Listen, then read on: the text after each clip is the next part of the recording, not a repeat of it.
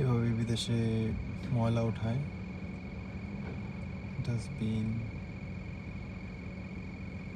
ময়লার গাড়ি।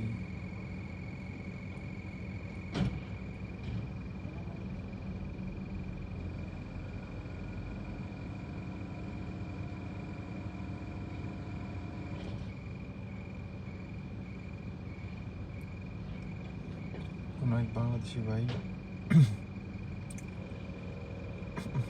কাজ করতেছে।